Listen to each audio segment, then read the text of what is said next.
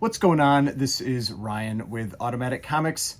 I haven't done a good old-fashioned unboxing video in a while, so I picked up a couple books recently, a couple pretty cool books that I'd show those. One of them is one of my favorite books. I'm going to show another copy of it that I actually have.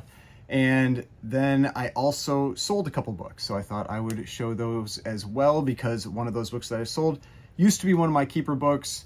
Then I upgraded it. That was a new keeper book for a while. Now it's off the keeper list, but one of my favorite covers as well. So let's get into these.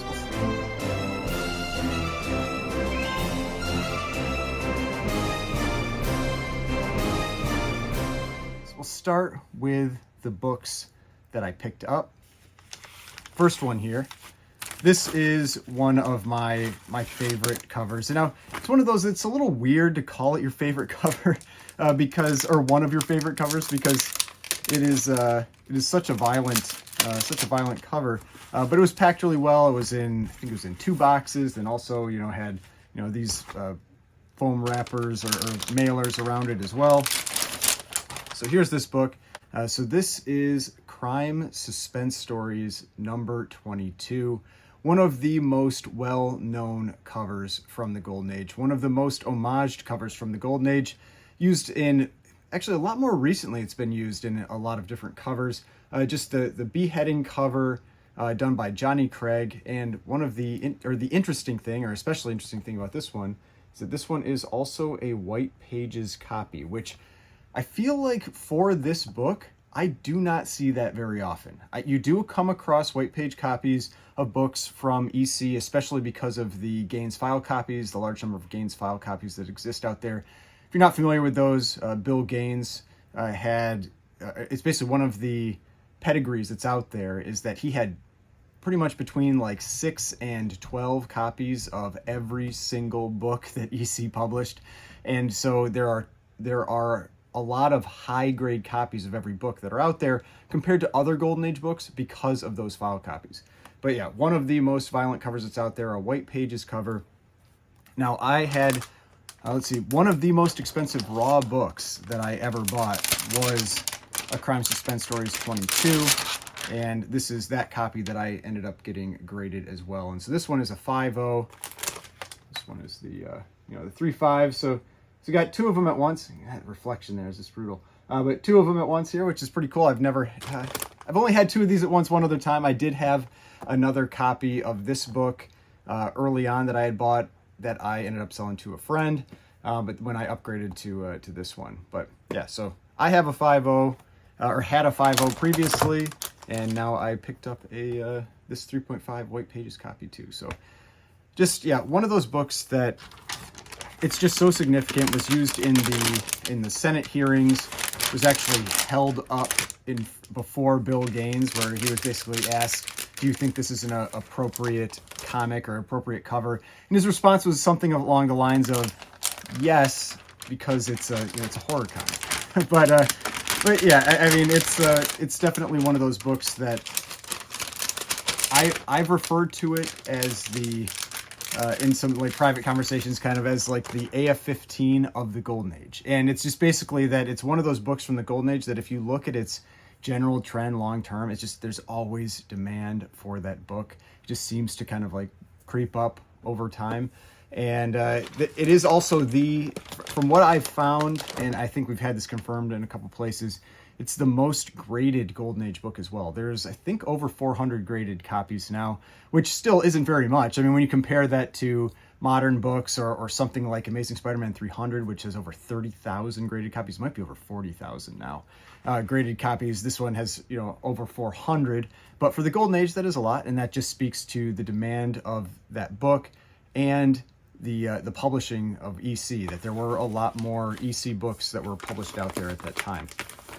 Now, the other book that I picked up, also a pre-code horror book, and this one, man, when I got this one in person, I was super impressed. This book presents like a champ. Looks like a 6.0, 6.5, but because of the flaws that are on it, has much lower grade. And so this is Weird, and it's going to have a ton of reflection because it's black too. Weird Tales of the Future, number 8. and just this, this crazy cover where this guy's heart has been ripped out and he's going to try to, get it back. But I mean, just like, look at this book. I mean, presents really, really well. The main thing that you can see is just like a little bit of spine wear. Like you can see those, a few little indentations and ticks along the spine. Otherwise, an incredible presenting book, and it's because it has staining. And on books that have dark covers like this, where there's a lot of black, the staining can really hide. Now you can see it a little bit more on the back, like on this edge over here. There's kind of like staining that runs along the side. But I mean, that's the type of thing, like I said, like with lower grade books, like they're not all lower grade books are created equally. The flaws give them the grade, but in terms of presentation, some are just leaps and bounds above others. And this is one that, I mean, a 3.0 that to me presents like a 6, maybe even a 6.5. Just an incredible presenting copy of this book, and a tough book to get to look this nice. Also off-white to white pages, so pretty nice page quality too. All right, so those are the two books that I picked up. But like I said, I also sold a couple books. And so the first one here, this is from that Golden Age collection that I picked up along with Big B McFly, the comic guy. I'm actually now the sole owner of that collection, so I'm still working through selling those books. But this is one that there are actually a good number of books from this run and a number of early issues. And this is Archie number 55. And so this is one of the ones where it's a little bit of the innuendo type covers, where it says, "Veronica, did Archie get there yet?" And she says, "Not quite, Daddy." And so, so just one of those like innuendo covers, but it's the big Archie, big logo Archie covers, just from the Golden Age in general, whether it's Action Comics or More Fun or Detective Comics or Archie. I really like the look of the big logo comics. There's just something about them that to me just looks really, really good. There's just something aesthetically really pleasing about the big logo Golden Age books. And so this is Archie number 55, one of the books from that Golden Age collection that I sold this week. Now the other one that I sold, this was actually one of the first Golden Age books, or earlier Golden Age books that I bought when I got back into comics. And a big part of it was that was a couple things. One, this book is pretty rare. So that's always an appealing thing for me. I like the rarity that comes with Golden Age books. It's also why if I was going to buy something like a more modern type Grail, I would lean towards something like a high ratio variant. I like the rarity that comes with that stuff. But it's also that I really like this cover.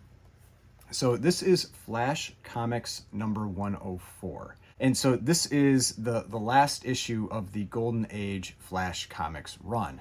And those last issues are often lower print runs. It's just the character of the book isn't as popular anymore at that stage, and so they're printing less, they're distributing less, and so you tend to have lower print runs.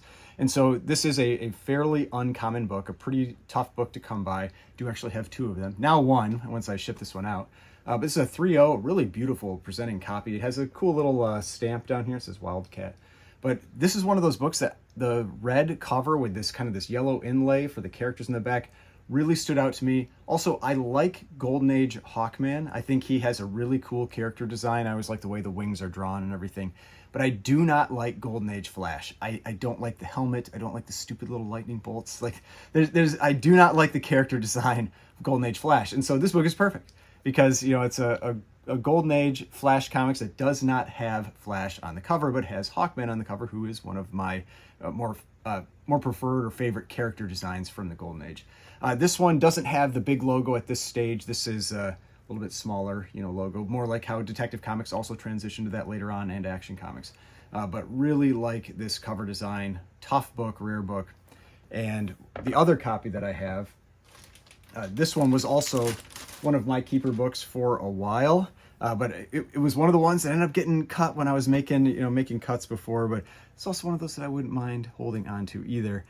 So again, Flash Comics 104, but this is a 5.5, and this is a white pages copy. So just one of those things that makes it stand out just a little bit more, being a white pages copy, and a 5.5, which is a tough grade for this already difficult book to get. But yeah, so I just thought it was cool to again have a couple books that, you know, I've got two copies of these Golden Age books that you just don't always see all that often. You've got the Crime Suspense Stories 22 that I had 2 copies of, and now the Flash Comics 104. Flash Comics 104, only going to have 2 copies for, you know, a few more minutes, I guess.